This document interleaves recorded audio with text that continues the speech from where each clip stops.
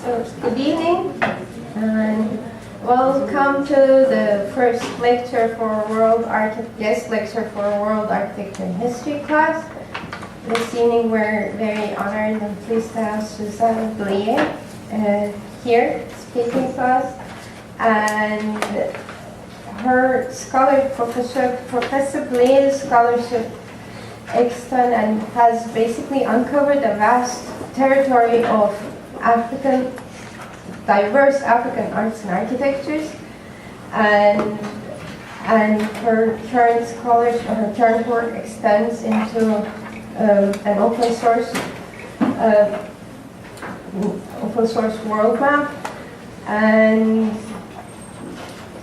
please join me in welcoming Professor Blier.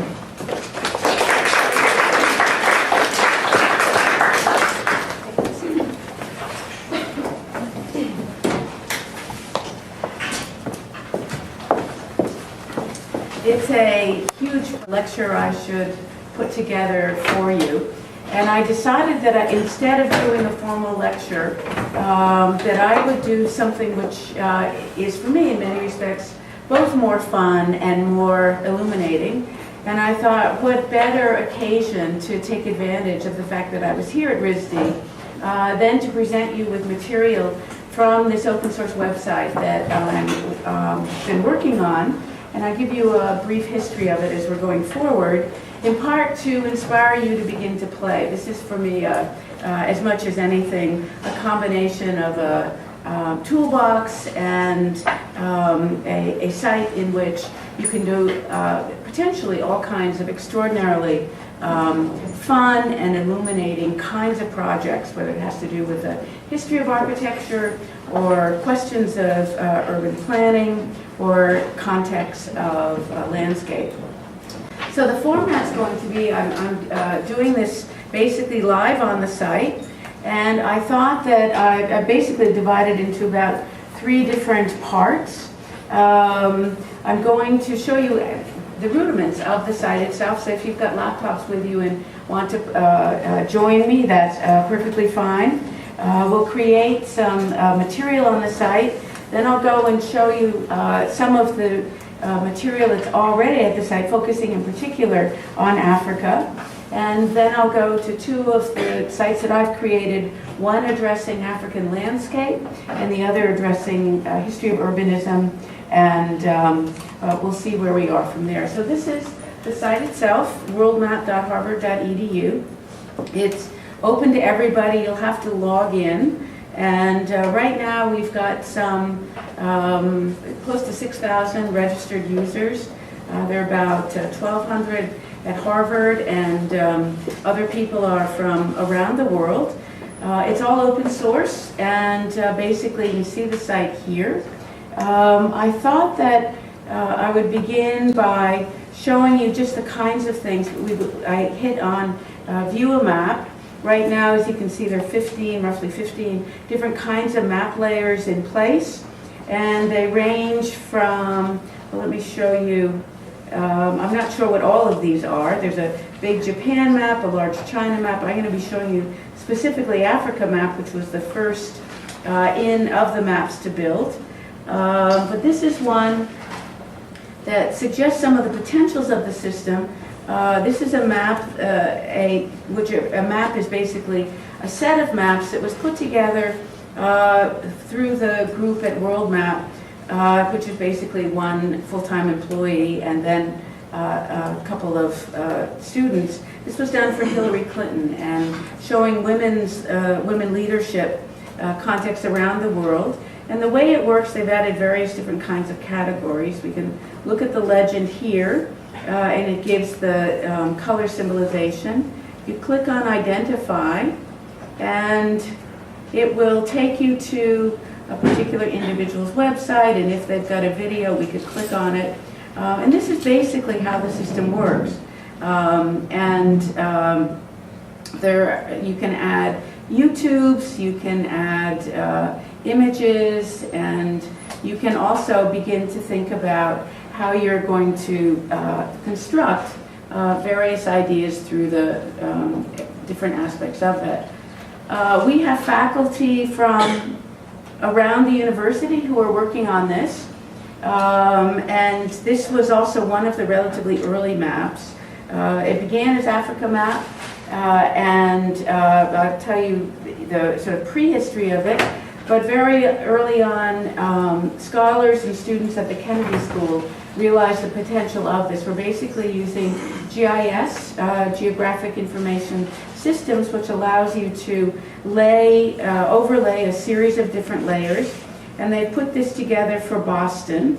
And so you can bring up, this has to do with census data, high school dropout rates. You can zoom in and out, and again, look at legends and the like.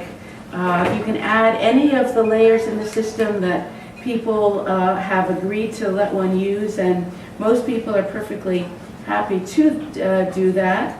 I basically suggested to them it'd be great to bring in some historic mapping data looking at earlier periods, and so we can see how that kind of issue works as well.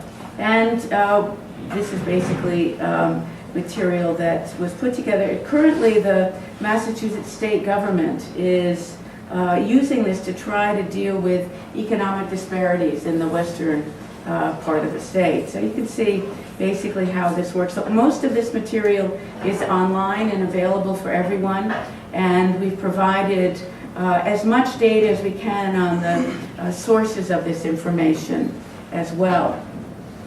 So let me go, and I thought what I would do at this point is to create a map with you. So far what we've been doing is looking at View a Map. There's a how-to video here, and there's a lot in the About page on different kinds of resources. But to create a map, we simply click on that Create a Map icon. And I was thinking about various kinds of things that we might create. I went from Spiral Jetty to Providence, Rhode Island, and I decided for various reasons that maybe going to Paris might ultimately be the most fun. And so that's what we're going to do. So what you can't see that I'm doing shift left mouse and basically windowing in to a particular area. We can decide how large or how small we want it. So my thought is roughly there. What do you think? Does that work for you? Excellent. So we've got that much done. So now we're going to save our map.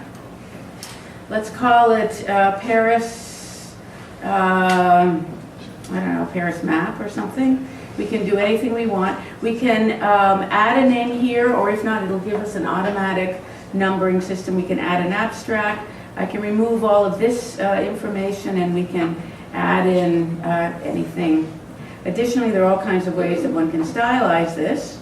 But here, let's just add Paris. All right, and then I'm going to click Save here. And this is our Paris map. That's how difficult it is to create a map. Now the fun part is to populate it. So I thought the first thing we would do was to go in and bring in some of the various layers that are already in the system. There are, at this point, literally thousands of layers from around the world. And what you're seeing here is it's already suggesting those layers that specifically have data on this particular geographic area. And there are 262 that it's recommending. Everything from, these are administrative boundaries of various sorts, water features, country boundaries, different kinds of cities. But I'm just going to bring up some of my favorites. And one of my very favorites is Wikipedia, no matter where in the world I'm working. So Wikipedia, I'm clicking on that. Goal level 2 is administrative boundaries. I'm not sure. I've been working, I teach a class on World's Fairs, and that might be from there. But then, so I click the ones I like, then I click Add Features, and each of these dots is a Wikipedia entry. So you can see it's highlighted to identify, and then if I click in the middle of the dot, and it'll take us to the Wikipedia entry, which we have here. This happens to be an airport, but you can see that kind of data. So we've got Wikipedia. I have no idea what this is. So this was probably in, let's see if we can zoom to the layer inside of Paris. There we go. This is a plan for the 1931 Exposition Coloniale. But I'm going to zoom out again a little bit further. Each time you save it, you can save it to a new set of boundaries. I'm going to add here water. And the water data we have is really quite striking. DCW water features is basically every brook and stream from around the world. If that's too much and it's too complicated, you can simply do major water. You can see down here, an array of global health and UN data kinds of material, world rivers as well. World rivers tends to be like the Mississippi, the Rhode, etc. So we're adding water. I thought we would add soil.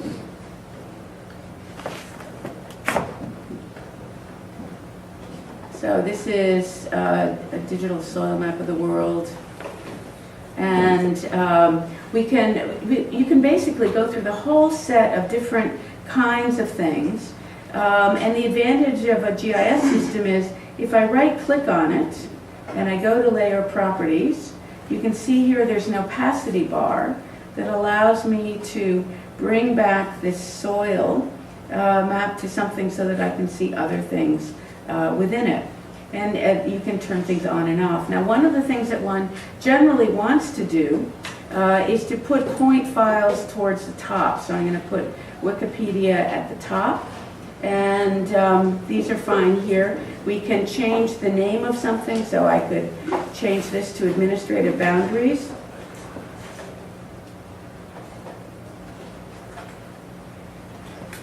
And I'll show you how, when you're adding layers, you have a choice as to who you would like to be able to see a particular layer. So this is basically how the system works from within. You're pulling up a set of different kinds of layers from within the system and from without. So I thought what I would do is then go to, well, first of all, let's go to the New York Public Library. And they have a wonderful tool, a map warper, which allows you to georeference any of the maps in their system. And that basically means that you're bringing that map into agreement with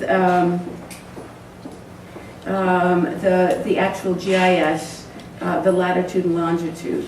And I did it, let me go with the, you'll have to, again, it's open to everybody, you have to log in. I did a search of rectified maps only, but you can go in and rectify, and I'll show you how we do that. We've basically borrowed a lot of their system for our own. This one is already rectified with 5 points.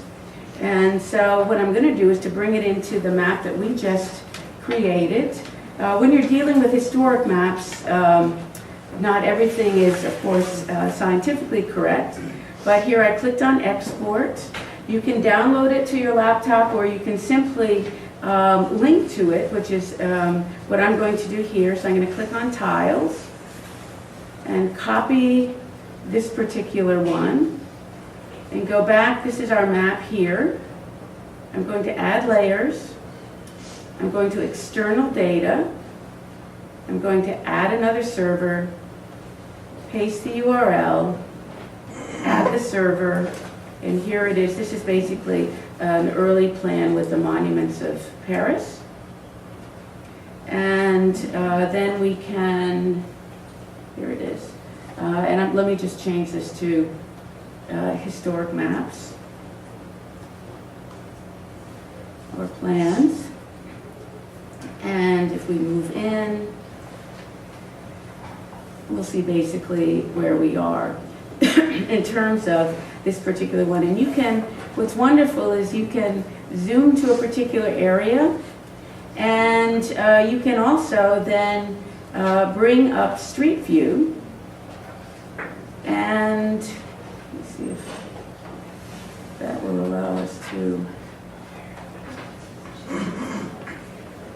I'm not sure why it's not working right now. Maybe it's a little bit slow, but that'll allow you to actually walk the streets of Paris. Now, we just received funding to create a mobile app for this. And what this means is that you will be able to walk any place in the world, download maps, and basically look at them as you are traveling on that. I'm still not sure why that's not functioning. But in any event, so this is how you bring in maps from another site, such as New York Public Library. And this is basically how you georeference maps within the system itself. And as I mentioned, I was debating about what kind of a map we would make, so I did a couple of ones just this afternoon, Providence, Spiral Jetty, etc. But let's look at Paris, because these are a number of early ones that I had georeferenced earlier, and I'll show you how we do that. Anything that stands out that pre-Houseman Paris is I think one of the nice ones. So let's look at that. I clicked on Rectify. So how this system works is you can download any map to your laptop or your desktop, or you can scan it. And this will allow you to upload any map that you want to the system. And you can decide who you want to be able to see it by basically making it public or not making it public, or there's also another form that you'll fill out that allows you to add other individuals basically by adding their emails, which enables one to do that. So let me do the search for Paris again. And most everybody who's been adding plans and maps and the like have been willing to open them up to everyone basically. So here I'm going to do much the same thing. I'm going to click on, well, let me show you how you georeference it first of all. What you want to do is to find at least, for many of you, this is already something that you're well aware of, but what you want to do is to find at least 4 points or 3 points of comparability. So let's say we add another point. I clicked on the pencil. I'm going to add a point there and add a point there. And then I'm going to click down here to add control point. We can go and add as many as we would like, but that shows basically how it's working. If you click over here on control points, you can delete one if you'd like, or delete all of them and start over again. And once you've got 3 or 4, basically, you click warp image, and what that's going to do is to bring the map that you've just uploaded. I guess it doesn't like or maybe this one's not a particularly well rectified one. Let me go back to the previous one. And let me see that one. Make a preview of it. Nope.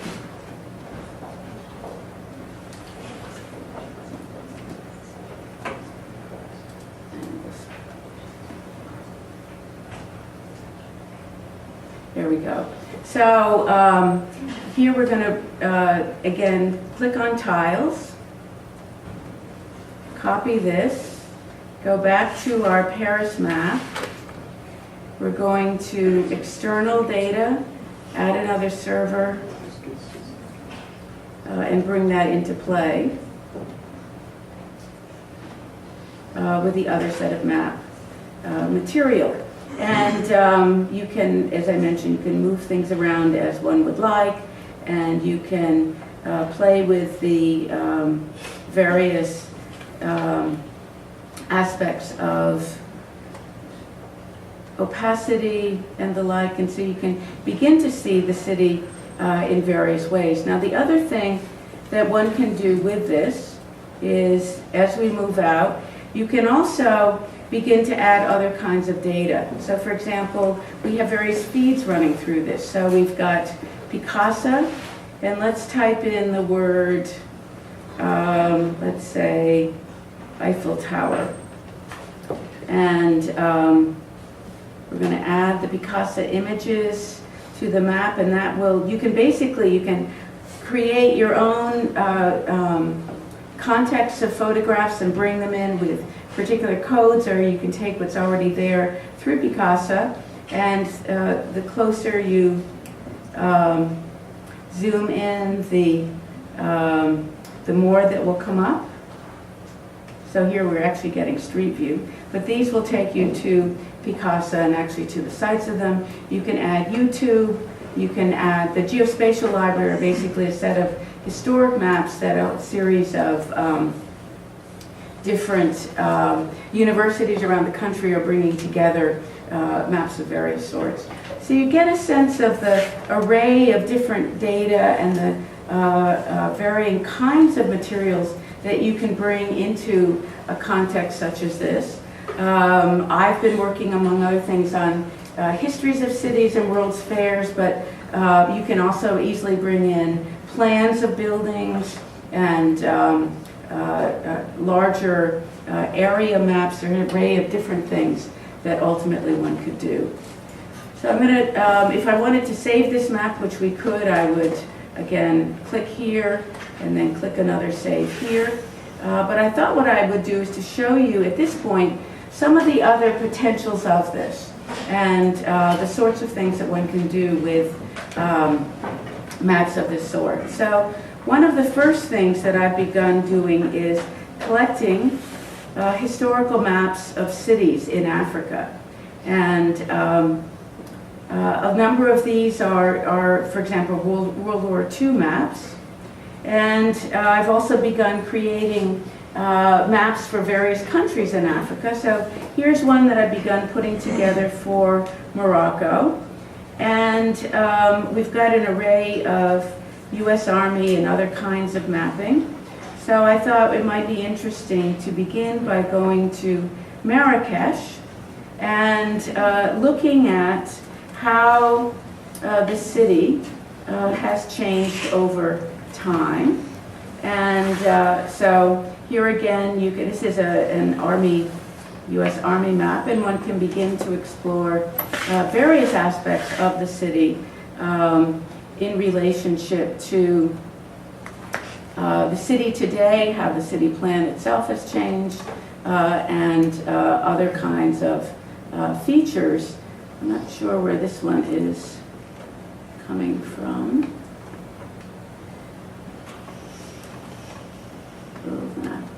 But again, we've got an array of historic. You can add languages and other features as well, rivers, ecosystems, and that may be where that one is.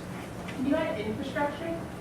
You can, yeah. You can add, and one of the great things that we've just recently introduced is you can create features, or you can copy features. So let me put back the Marrakesh Army map, and we've created something so that basically we can create a feature, or actually beginning with add a layer, create a layer, and here we can say sensory. What? Sensory. Sensory. Can that be a layer feature? Like sense of sound or smell? You can make however you would like to do it, and then you could add presumably video and the like. In this case, let me just add something of tunnels or something. So you can create it as a point layer. You can create it as a line or a polygon. Here I'm going to create it as a polygon. We want to add, I was thinking of Paris sewers. I'm not sure why I'm picking tunnels in Marrakesh, but, and then you're basically agreeing to not mess up the system. And we're going to click on, and here's where basically you can decide who you want to be able to see what you've added. Right now I'm letting anyone see. You can add only users, and basically you add people's email addresses, and they can come into it and can see it or add other material to it. So here, this is basically going to go and begin to create that site. And while it's with the tunnels, and then we can create a polygon in relationship to that, but let me go back and tell you a little bit about the history of the project itself. Almost 20 years ago or so, I was teaching at Columbia and moved to Harvard and was invited to apply for a grant, which is relatively unusual. And, but what was more unusual was that, and here this is the second form I need to fill out. This is just basically going to ask me what kind of a feature I'm doing. So I'm going to move all the way down to the bottom. And let's say that this is a structure. So I'm going to click on that. And then I'm going to update. So there we go there. So I was invited to apply for a grant. And the only prerequisite was that, one, it had to change the world. For an art historian, not the way I necessarily think. And two, it had to be expensive. So just two qualities that, or attributes that I was not used to looking at. So at that time, I knew that I wanted to bring some 25,000 slides, scanned slides up from Columbia to Harvard. So I thought maybe I would do something with the web. And at that time, I thought anything having to do with computers would be relatively expensive. So I was competing with these various scientists, and lo and behold, I ended up getting the grant. And here was what I proposed to them. It was a project on the social roots of creativity. And so my basic question was, why is it that you have, at different places, at different moments in time, striking aspects of creativity? It clearly is not DNA, because if that would be the case, Greece and Italy and any number of other historic centers would be in a very different place than they are today. And clearly it's not simply a question of education, because one can invest a lot of money across the population into art-related endeavors, and you're not necessarily going to greatly change the dynamics of innovation and creativity just by the fact of teaching everyone aspects of art. So what I proposed was that innovation and creativity in some way were linked to ideas of crises and multiple cultures and ethnicities and people from different historical backgrounds coming together. So I proposed three different kinds of contexts. One is the Italian Renaissance, and I was linking that in part to the fall of Constantinople and the arrival of ideas and individuals and artifacts from the East into Italy. It was also a time of important economic crisis, and so all of those factors I considered were probably in part in play and in the fluorescence in Italy in this period.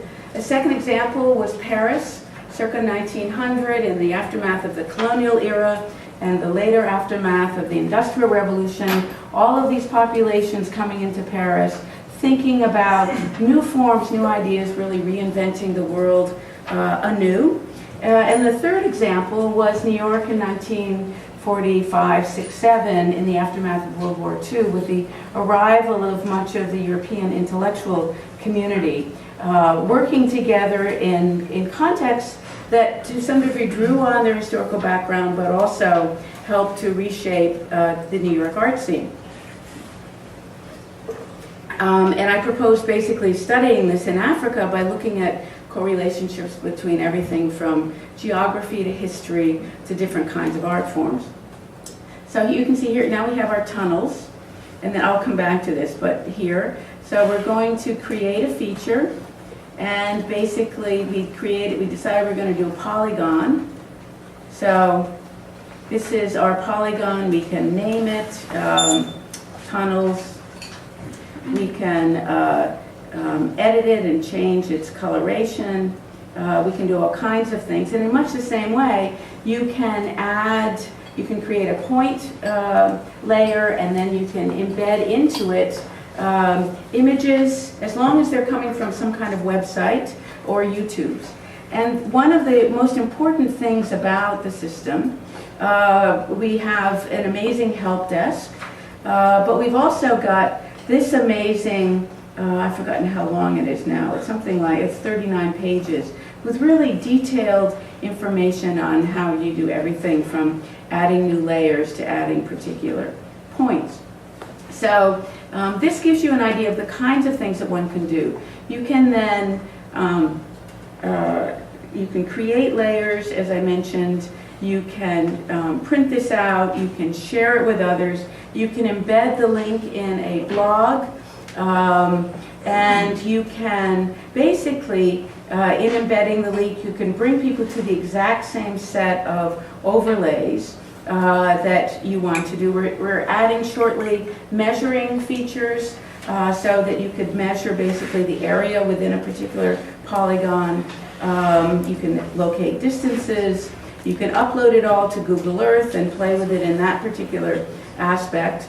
And if you want, and you have enough resources, you can take the whole system and download it to your own servers. It's all open source. And so we've got a collaboration or collaborations with universities and institutions around the world. Right now we've got a big one that's just begun with Cornell University, and they're working particularly on India, but they're basically taking the whole of our system, and we'll be working technically together so that we can build tools that will help both of us. So in addition, we've got collaborations with UNESCO, the UN University, which is based in Tokyo, has a collaboration with us to trace the illicit trade of flora and fauna in Africa. They're just there's such a great variety of things that one can do. So I'll leave Paris and let me go basically to Africa itself, and then I'll go to the couple of sites that are sort of more of my research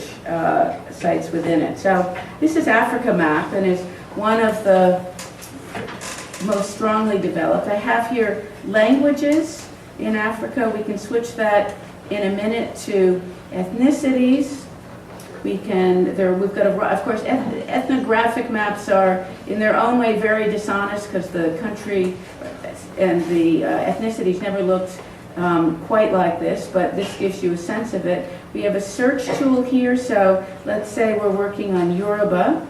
I can do a search, and that will highlight, whoops, if I spell it right, where the Yoruba are located within, so it's basically searching through all of this kind of data.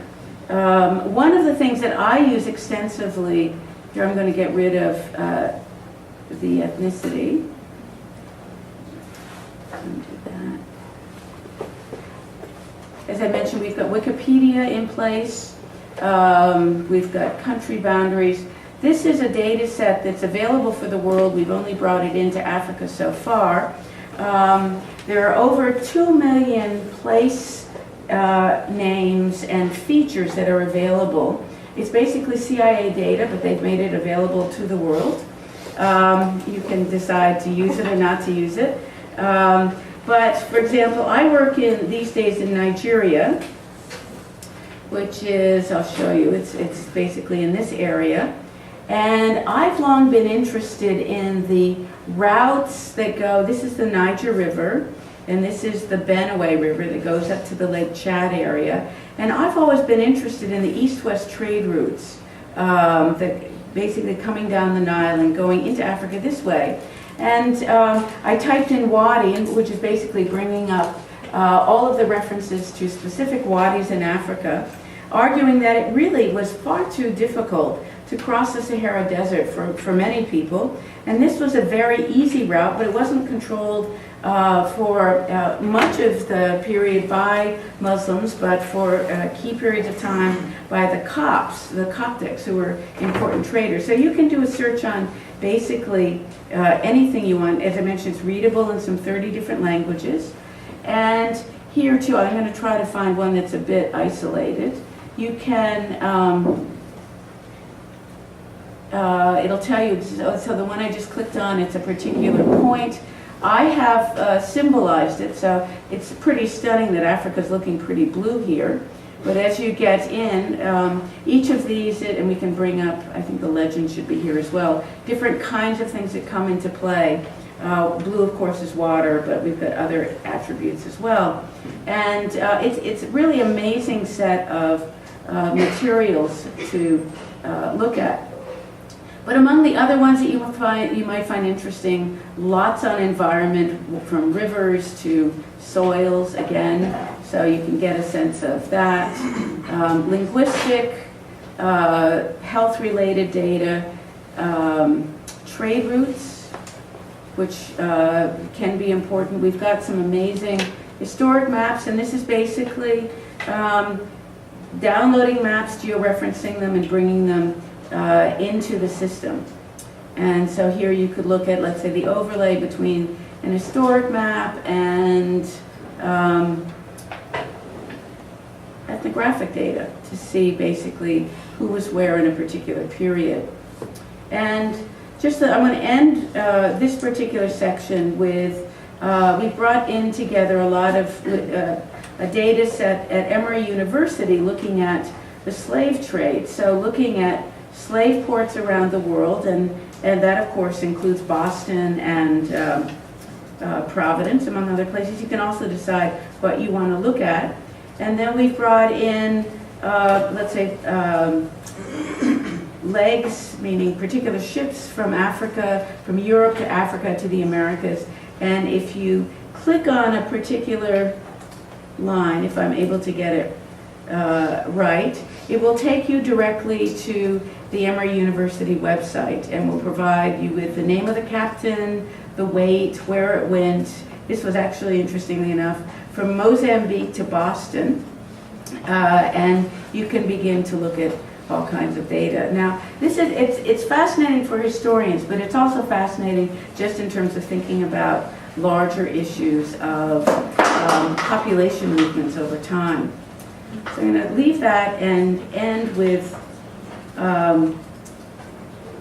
basically two. I'm going to do them more in a shorter fashion, but this is one. It's a center I'm working on in Nigeria that's today a living city of considerable size. It's a Yoruba city, and it goes back to the 9th or 10th century. I'm not sure why there we go. But its period of greatest importance was around 1300 in the current era. And so it's a place where I've been doing extensive work and mapping out archaeological sites, but also looking at the early plan of the city. So these are the wards. And I just wanted to show you some of the interesting things that one can do. It was a walled city, much like European walled cities. So adding in, much in the same way that we created particular layers, so the different periods in which the walls were built, and then you can begin to think about the division of the city according to different kinds of political engagements. It was ruled not only by a king whose palace was in the center, but an array of chiefs who were basically positioned around the perimeter of the city. And then one could look at, one of the things that I've been doing recently is to look at view sheds. The city itself is shaped like a bowler hat. So the palace is in the direct middle of the city on a hill. It slants downward, and then there's hills circulating the city. And so I was interested in who could see what from where. So this is basically what you can see from the palace. And then the various chiefs who controlled and still control the principal archaeological sites and the political workings of the city, you can see what kinds of view sheds they have in contradistinction. So I've turned off the palace. And my argument is that one of the reasons why this is one of the very longest lasting kingdoms, one of the 3 longest lasting in the world, is because they had this amazing balance of power. So this is basically, in part, an argument to that. But you can also see here I've brought in different kinds of facial marking patterns.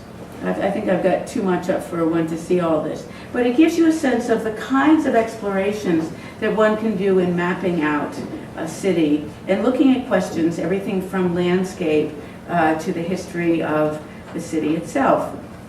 And the last of the ones that I want to look at is, let me go back. I'm going to leave this page.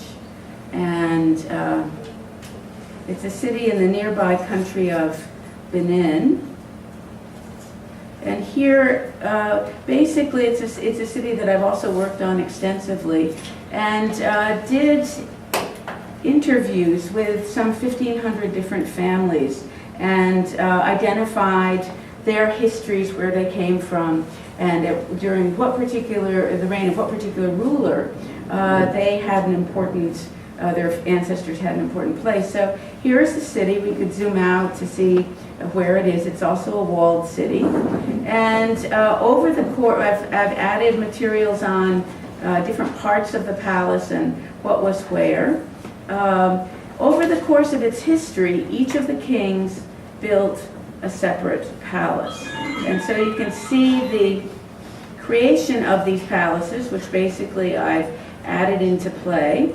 And you can also see, as one is looking at this, the form that the actual history of the city took. So one is really talking about a conceptualization of space that spirals out as one moves up in time from the center to the periphery, each of these areas basically taking over pre-existing land in a form of ongoing urban renewal and urban development. Let me move in a little bit. And then one can look at, and these are among the things that I did, lands owned by royals, which was a huge amount of land by the end, which were owned by the royals, and you get a sense of how basically top-heavy it was, documenting what particular families came in and what particular eras, and so thinking about aspects of land use and the development of the city over time.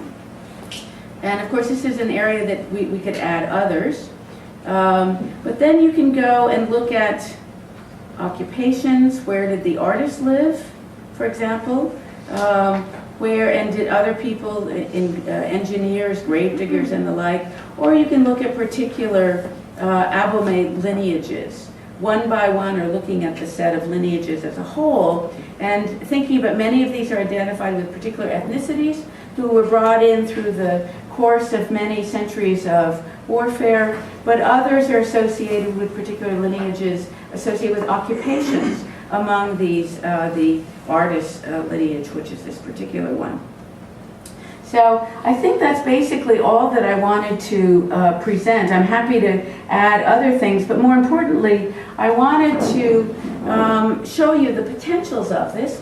Speaking specifically from Africa, I think one of the things that's really important to bear in mind is that when we began, people basically were saying, is there enough information in Africa to actually imagine putting together something like this in the context of a website? And one of the problems that we've been having actually is that there's simply so much data, and that can find use in so many different ways, whether you're looking at urban planning or healthcare or political dynamics. And the idea that one can share this across various different geographical boundaries, I think, is particularly important. So I'm hoping that you will have fun with it, and looking forward to the kinds of creative things that you'll be able to do with it. Thank you very much.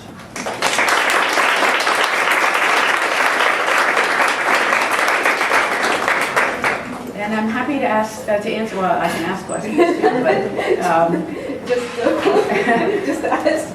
yeah, I can ask. Okay, but I'm happy to answer questions. Yes. Just ask something. So you say this project started about 20 years ago when you. Yeah, the first one. Well, I moved to Harvard. I guess 18 years ago. Received the grant about 2 years later, and we had the original form of it was called Baobab, and there I had brought in all of the slides and were beginning to create this material. We were actually the first ones at Harvard to use GIS, and it was unbelievably primitive and very difficult.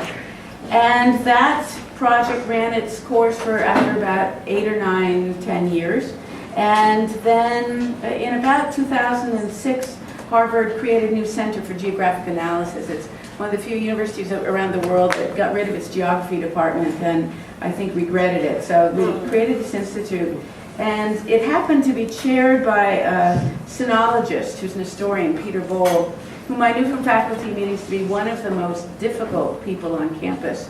And so I thought, great, he's my person. So I went up and introduced myself and asked him if he wanted to do a project on Africa and co-chair it with me, and he said, no, of course not. And I said, why not? And he said, I don't know anything about Africa. And I said, well, I don't care. You've got this great new center, you're a great administrator. And so that's how it began. He hired someone who's absolutely brilliant named Ben Lewis, who he did his undergraduate work at Wisconsin in Chinese literature and languages, and then got a degree in urban planning from Penn. And so early on, he was using a lot of the same programmers that he'd been working on. So I see that he's certainly one of these amazingly creative individuals, but also somebody who really can talk and get things done. And so it's in large measure as a result of them coming together and then putting together the system for Africa, that as we began doing demos around and about, people from other walks of life on campus began seeing what we were doing. And now School of Public Health is one of the big users. The GSD is another big user. What I would love to see happen, and it's not yet there, is something so that we can bring in Illustrator, for example, into world maps so that one can download or basically do the basic GIS work. I mean, what we're doing in the most clear-cut way, it's two things. One, this is a Wikipedia for mapping, but you get to control what data. Once you've created a site, only you or people you designate can add to it, so you get to control content. And B, we're creating in a much simplified fashion and in an open source way the GIS tools for everyone to use. I mean, I tried for years to get graduate students and undergraduates to learn GIS well enough in a semester so that they could actually use it on projects. And one after the other, it's too much work. It's such a labor-intensive kind of thing. And this sort of thing, you can get them up and using it within a couple of hours. So that was the other part. Can I ask something also? I know that your scholarship also has some has to do with anthropology. Yeah. And I would consider your work as like seminal in bringing anthropology into art history discourses. One way of Right. So bringing anthropology. So how do you see the shift from, let's say, and I would consider in your work anthropology of a situated object in practices, rituals, cultures. How would you see the move from that to a more pictographic, let's say, mapping? Yeah. Well, I would say, first of all, that how many of you have been to Africa and spend much time there? Like more than 2 weeks? Okay. One of the things that happens is, and it's not just Africa, but you arrive, it's the same thing in South America. You arrive and you begin talking to people and you begin working, and you realize very soon you've got to throw away almost everything that you had learned or thought about the continent.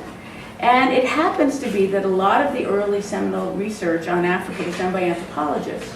And whether they were looking at language or whether they were looking at society or whether they were looking at religion, certainly in the history of art, nobody was looking at these kinds of cultural complexities. And so one of the things that just interviewing people, it sounds shocking, but in the context of art history, very few people actually spend the time to interview people, and that's one of the characteristic methodological bases in anthropology. And so you're working on contemporary issues, but I would say the most important thing, not only about anthropology, but I think good scholarship more generally, is you forget what field you're in, what discipline you're in, and you just go completely outside of it and draw where you can. And I think that whether you're dealing with ethnicity or context of real geography and landscape, that this provides you another way of doing it and bringing materials together in new kinds of ways. So I don't see one as necessarily excluding the other. It just enables one to do kinds of work that one couldn't before, I think. Other questions? Yes. How does the open source work with like verifying the information? Not that necessarily someone's wanting to Right. be harmful. That's a great with verifying. Oh, I know what you're saying. Yeah, that's a terrific question. And and let me answer it in two ways. One, the first way, and I'm not saying this. I'm saying this seriously. There's a lot of data on the site that we know to be wrong and are perfectly happy putting it up there. For example, ethnographic data, it never was, these hard and crisp lines, never will be present day or in the past, but this kind of material is really important to have nonetheless. So we're perfectly happy to have multiple different kinds of mapping up there. But I think you're asking a different kind of question. And so in addition to the funding we got to create a mobile app, we also got funding to create a tool that allows one to comment on maps. And with that, there's going to be a checkoff box, something along the lines of recommend or hide, if you think about regular blogs, that kind of thing. And so the idea is that at this point in time, as I mentioned, we've got one full-time staff person, and I go around with my hat asking for money where I can. Let me pass it around now. But we don't really have the staff to go through and correct everything. So if we get a lot of, this can be machine done, layers or maps that are identified as hide or problematic, then we'll take a look at them and remove them that way. We had a big conference last spring, and there are just such fascinating new things coming in. We've got somebody who's created the software and world map to go through the whole expanse of Twitter. This is a massive amount of material, and look at it from the vantage point of particular terms. He was looking at Arab Spring and looking at particular terms in Arabic for prayer and praises, not only to get the time and place, but also to look at what vantages people were coming from in terms of the kinds of words at play. So this idea of using crowds in various ways, whether it's crowdsourcing data or thinking about this as a vehicle for bringing together and analyzing or simply presenting all kinds of different data. And some of it will be creative and wrong, and some of it will be creative and right, and some of it will be academic and wrong. And in a certain sense, we're happy with that mix of things. Yes? Yeah, so based on that question, so is it going to be this website going to be more like Wikipedia, the like open resources compared to like academic reference base? You can do with it what you want. Harvard has made a commitment, this we got about 3 or 4 years ago, to whatever this means, right? And anybody can change their mind, but basically to preserve this and keep this going over the long haul. I've done demos at everything from the World Bank, the State Department, to National Geographic, and I think the idea that it's open source and the idea that it can become an arena where people from just across so many different backgrounds can come into play and make use of the material. I mean, that's to me what's wonderful. There's so many of us, and I imagine you as well, where you brought together data for your master's thesis or whatever. Let's say you're working on a building or on a place, and then once that's done, that data is lost. And if there's a way that we can bring this kind of data together, to say nothing of, uploading all of the master's projects from RISD or some other place onto your own site that you can, if you want, easily embed into the RISD website, so that you click on it and you get to each student's particular projects. And finding a way to, it's particularly now a lot of people in the medical fields who've downloaded some of the most amazing satellite imagery, but that's imagery that's critical for any architect. And so finding a way to share these scarce resources. Yes, in the back. Is there any way to export these maps so they become part of like your work rather than screenshots? Or Yes. Absolutely. You can share the map right here. And so you can download it. Is that where it is? No. But absolutely, you can download it in any number of formats. Good. here, no. But yeah, absolutely. You can download it in GIS format or any other ones to convey. You can also, you can see if you're not happy with your particular set of changes, you can look at, this will basically give you the history of your particular, this is something that they added in the last day or two. Click on a point and it'll give you the latitude and longitude, which is kind of a neat feature. So, but yes, absolutely. Yes. One thing I want to say is just it's really amazing tool that for architects or architecture students, because like it's always the idea of when you're designing something in the city or even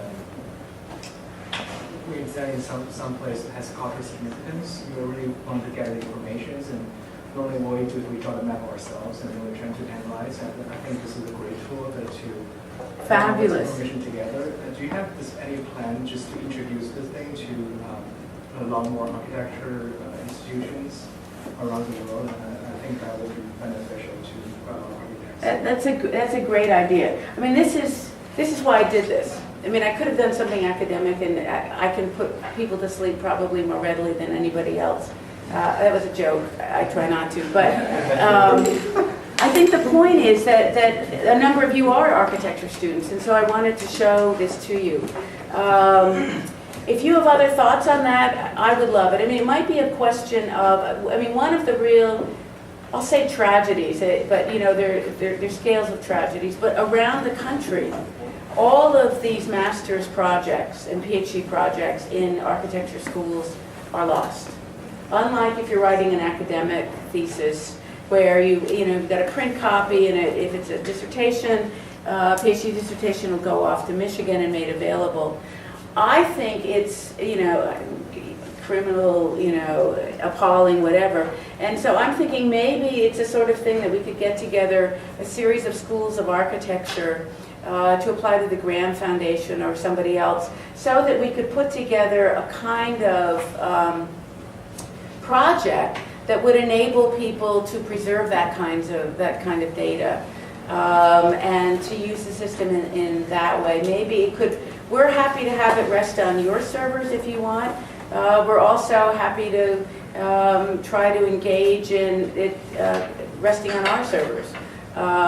What we're actually using right now, we've got Amazon is sponsoring a fair amount of cloud space for us, but it's the sort of thing you've hit on exactly what I had wanted to do here, and I'm absolutely delighted that you brought that up, because that is indeed my hope.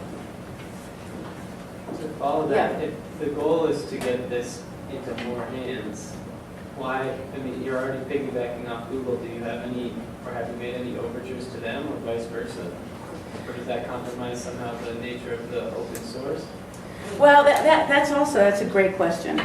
I would say our first priority, and it's not a priority as such, I began the second phase, so the Africa Map, World Map phase, with $30,000 from the provost. And, we did this, and we've gotten a bit more funding over time for Japan Map. They gave us a bit of money to create that. So this is shoestring, really. And so what we've done, our focus has been on creating the tools for people to build it themselves, basically.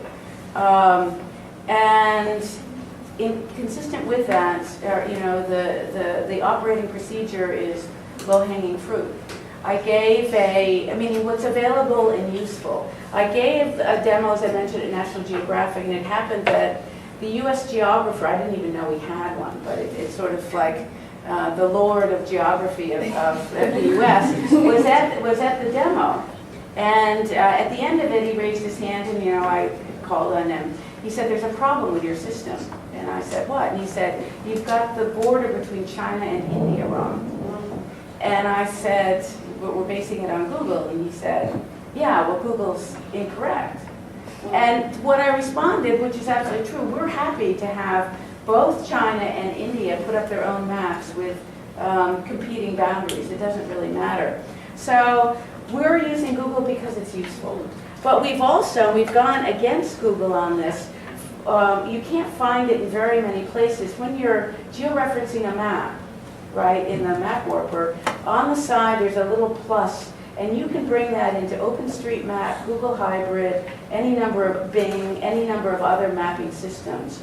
So they're happy to have us use it. You know, we applied for a grant from them, and I think we were within sort of a NATO second of getting the grant, or so we were told, and instead they went to OpenStreetMap, I think because of the possibility of commercializing that. If you look at OpenStreetMap, it has the local Starbucks, et cetera, but that was not something that we were entertaining. Great, well thank you all for coming.